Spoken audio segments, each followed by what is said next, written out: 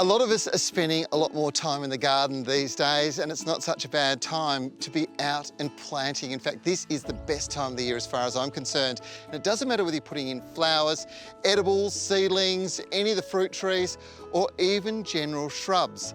It's a terrific time to get them into the ground. But make sure that you've improved the soil massively first. When you see an amazing garden, no matter where you are in Australia or the world, there's a commonality with everyone where everything else might vary. That is, great gardens all start with great quality soil.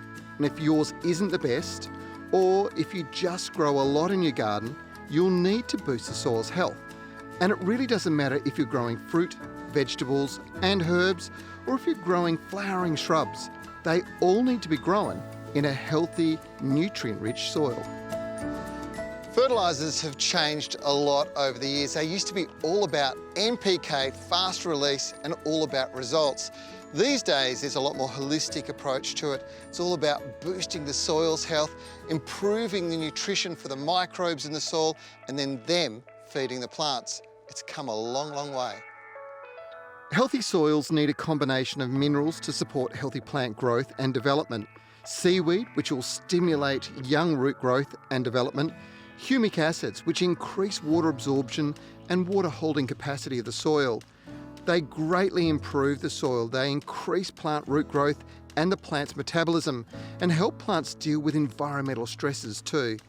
But how do you get all of these things together to spread through your soil?